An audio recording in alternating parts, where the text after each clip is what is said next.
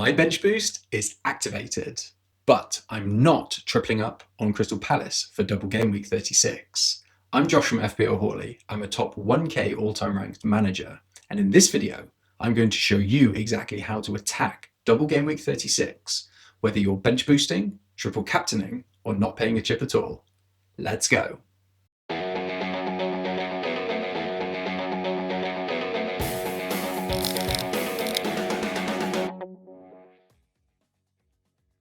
So here it is, my Game Week 36 squad, and my bench boost is activated. So I'm recording this Monday evening. Everton and Man City have just kicked off, and I'm hoping my green arrow gets even better. So as you can see from my team reveal, I have 5 Game Week 36 doublers. I've got the triple City set up with Haaland as captain, O'Reilly and Shirky. I then have double Palace defence, so I went for Henderson and Lacroix. I have triple Arsenal with Raya, Gabriel and Saka, my star boy. He got me 11-pointer in 45 minutes against Fulham in Game Week 35, so I'm delighted I brought Saka in on my wildcard. Now, interestingly, Brighton, I'm really bullish on them. I think they'll do very well against a poor Wolves side at home. So I've got Kadioglu as my differential over Van Hecke. I think he's got attacking upside and very low ownership. And then Welbeck got me a return in Game Week 35 as well, and I think he'll do really well against Wolves at home. I also held Harry Wilson on my wildcard. Fulham have Bournemouth at home and then a really nice run till the end of the season. So Harry Wilson for me is locked, as is Bruno Fernandes. And he also got an assist against Liverpool this game week. Now, the important talking point here, and I got a lot of questions around this on my deadline stream, was that even though I wildcarded in Game Week 35, I've only got double Palace. And I deliberately went for defence only. I avoided setter. And I will go into more detail in this shortly. But after all the Game Week 35 rotation, I do feel vindicated with my call to just go Henderson and Lacroix. More on that later. And then on the bench, and I'll be very honest with you, I have Raya, Thiago, Justin and Okafor. It is a suboptimal bench for a bench boost. Thiago is obviously away at City, and then Justin and Okafor are away at Spurs. However, Thiago and Okafor both delivered for me in Game Week 35, and they all have really nice fixtures in Game Week 37. So what I didn't want to do was I didn't want to tear up my squad structure for just one game week. The bench boost can sometimes be a bit of a trap if it forces you to build a squad you don't really want for either the run-in or for the game weeks around the actual bench boost. My original squad for my wildcard draft was going all in on a Game Week 36 bench boost to try and maximize those returns. If you remember, I had double Villa, I didn't have any Leeds, and I had triple Palace. Now, with some of the rotation that we're seeing, which I'll talk about in a little bit, I do feel slightly vindicated to have tried to focus a bit more long-term with my wildcard. But yeah, being really honest, if I could pick to be bench boosting this bench, probably not. But at the end of the day, it could deliver 10 to 12 points, which I would be absolutely delighted with. Who knows? Raya could get a clean sheet away at West Ham. Thiago could nick a goal at Man City, and you never know with Spurs these days, particularly at home. Leeds could come out and play really well, and Okafor could nick me a goal. I guess we'll see. But again, you can only really judge the quality of a wildcard and a bench boost come the end of the season. But this is the team that I'll be walking into Game Week 36 with. I built the wildcard pretty purposefully so that I didn't go all in and compromise the quality of my squad in Game Weeks 35, 37, and 38. So barring any injuries or late team news or suspension, I think this is the team that I'm going to be sticking with. What chip are you playing in Game Week 36? Let me know in the comments. So a question I've been getting a lot recently from some of my audience members is, if I've still got both my triple captain and bench boost, when should I be playing them? So here's my answer. So firstly, triple captain. So Haaland doubles in Game Week 36. He's home to Brentford and home to Palace. Palace just shipped 3 goals away at Bournemouth. Now that game in particular could be a cricket score. So a Haaland haul in one or even both of these games could absolutely rocket you up the rank if you put the triple captain on him. So here's the differential angle that a lot of people are actually missing. So I was on live FPL just to check for chips being played, and in the top 10k of managers, only 30% of them actually have their triple captain chip left. Now, we can make a fairly educated guess if we extrapolate that out over the rest of the engaged manager base, but we could probably say with confidence 40% of managers might still have their triple captain. So if you're not a manager like me who burned their triple captain on Gabriel earlier this season. I really think that a Haaland triple captain this game week could potentially be a huge differential. And a big haul from Haaland could absolutely rocket you up the rank. So for me, Haaland's ceiling is bigger than a potential bench boost. So if you're going to triple captain game week 36, when do you bench boost? Game week 37 would be my pick. And the reason being, Leeds are at home to Brighton, Brentford are at home to Palace. So they're really nice fixtures. Now, a slightly rogue and alternative option, if you've got the nerve for it, is you could potentially wait for game week 38, see if you get any team news, and then you could play the bench boost chip in game week 38 to maximize any leagues or team news you get. Now, that strategy is obviously going to be contingent if you have the free transfers to make those moves, or if you're willing to take hits on the last day. It would be pretty rogue. I wouldn't be doing it personally, but you could do it. So for me, it would be triple captain 36 on Haaland. Then you'd be looking to bench boost your Leeds and Brentford assets in game week 37. Game week 35 was a wake-up call. So I flagged European rotation risk in my last video. I did a full section on it, but I did not expect the rotation to be this extreme in game week 35.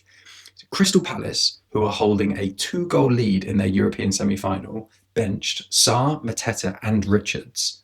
Munoz started, but he was also subbed at half-time. So the only two Palace assets who played the full 90 minutes were Henderson in goal and Lacroix in the centre of defence. So luckily for me, they are the exact two that I own. Aston Villa, they also benched Watkins and Konza. So interestingly, both of those players were in my original Game Week 35 wildcard draft when I did my video this time last week. And then finally, Nottingham Forest, who are in a relegation battle, remember, going into a game at Stamford Bridge. Vitor Pereira benched their talisman, Gibbs White, and Elliot Anderson, so that's their central midfield, and then Nico Williams, amongst others. Nottingham Forest then went and won 3-1 at Stamford Bridge. So not only alleviating their relegation concerns, but having all those key players rested. So fair play to Vitor Pereira, because he pulled an absolute rabbit out of a hat with that one.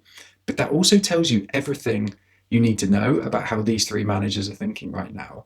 They're all prioritizing Europe. So the safest Palace assets right now would be, based on the minutes they played in 35, Henderson and Lacroix. Now, I'd flag those as trusted, but not necessarily guaranteed, particularly Lacroix. My concern with Lacroix is that actually he might get a rest in 36, exactly for the game week I was bringing him in for to bench boost. That would certainly be my luck. But all their attacking options come with serious rotation warning. So this is the reason why I will not be tripling up on Palace in game week 36, as tempting as it might be.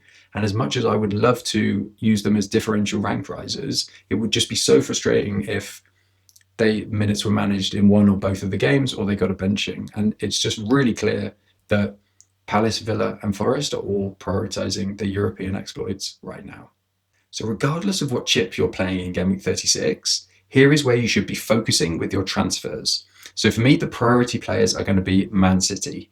In the order of preference, they would be Haaland, O'Reilly, and then Shirky. So that City triple up should be your foundation that you're shooting for. Now, if you want alternatives, Gay could be a solid alternative to O'Reilly in defence, or Semenyo instead of Shirky in midfield. But Semenyo is quite a bit more expensive, and Shirky's obviously in way better form at the moment. Now, in terms of Palace, I've gone defence only. So Henderson for me is as nailed as it gets. And then Lacroix is my pick alongside him. But as I said, I will flag that because Lacroix wasn't rested in game week 35, there is always a chance that Glasner might rotate him in game week 36, particularly if they get through to their European final. But I am going to max out on my double Palace defence, and I'm not going to be going near those Palace attackers. I'm very bullish about the Brighton at home to Wolves match. So if you're looking for potential single game week players with upside, I would say that Brighton pushing for Europe against an already relegated Wolves, this is a fixture to attack. So Kadioglu for me is my attacking upside defender outside of Van Hecke, and then you could go for either Welbeck up front. Now, if you want a nailed midfielder on set pieces, Pascal Gross is your man. But all three of those are really good options for Brighton. And then if you're looking for differentials to climb that rank, I thought Szoboszlai and Gakpo both looked really sharp in Liverpool's defeat to Man United. So everything's going through Szoboszlai right now. He's on set pieces with Salah, Ekitike and Isak out. And Liverpool host a poor Chelsea team that just lost at home 3-1 to Forest in game week 36. And then Gakpo's got the potential attacking upside if he's playing as a striker. So I obviously love this guy right now, but Bukayo Saka is my man. And if you're not already tripled up on Arsenal, Saka could be the way to go, because Arsenal have really nice fixtures over the next 3 game weeks. But his minutes could be managed, as we saw at home to Fulham. And then Gyökeres did really well and got a 14-pointer. He looked really sharp and took his 2 goals really nicely. But watch Gyökeres, because Havertz will apparently play some kind of role in Arsenal's Champions League semi-final on Tuesday night. So Havertz coming back could put some pressure on Gyökeres' minutes. However, I would expect Gyökeres to start at least the next 2 of the run-in, and I think he'd definitely start at home to Burnley in game week 37, which Arsenal will be looking to up the pressure on Man City and extend their goal difference. So they'll be looking for goals against Burnley at home in game week 37. And then finally, Harry Wilson at home to Bournemouth in game week 36, and Fulham have really nice fixtures for the remaining 3 game weeks of the season. And Fulham have an outside chance of getting Europe as well. So nice fixtures and potential motivation there as well. So my advice to you would be, whether you're playing a chip or not, attack the double with your Man City assets and go for Palace, but beware of their attacking options and try and stick with just defenders. And a quick flag on what's coming in this week ahead, because it matters for your game week 36 decisions. So Arsenal play their Champions League semi-final second leg at home to Atletico on Tuesday. That tie is currently 1-1, and I'm not expecting Arsenal to rotate at all. They're going to be pushing on both fronts till the end of the season. Then Thursday night is really the big one from an FPL perspective. So Palace, Villa and Forest all play their European second leg semi-finals. Palace host Shakhtar at home with a 2-goal lead. Villa then host Forest, and Forest are currently leading that tie by a goal. So it is all to play for in both those fixtures. And here's the bottom line on rotation going forward. If all 3 English clubs progress to their finals, and there's a really good chance that they do, expect this rotation to potentially continue throughout game weeks 36, 37 and 38. The reason being, the Europa League final, which is the final that either Forest or Villa will make, falls midweek between game week 37 and 38. So say Villa get through and they have Champions League tied up in the league, there could be big rotation in potentially game weeks 37 and 38 around that final. Same with Forest if they're safe. The Europa Conference League final, which would be Crystal Palace, that's 3 days after the game week 38 FPL fixtures. So Palace could rest players in game week 38 and they play Arsenal that game week. And then finally, Champions League final is 6 days after game week 38. So if Arsenal were to get to the Champions League final, I can't see huge rotation, because 6 days is a nice turnaround between game week 38 and the Champions League final as well. Managers will protect their players for those finals. We've already seen that rotation is a thing, and we will continue to see it. Nobody knows exactly who's going to start. So my advice to you would be, is back who you think the most nailed assets are and really trust your instinct. So that's game week 36. Bench boost active, squad is locked, and Haaland captained. Let me know in the comments, what chip are you playing in game week 36? Triple captain or no chip at all? Let me know. And if you found this video helpful, hit subscribe to FPL Hauly for all the help you need for the run-in. And best of luck in Double Game Week 36.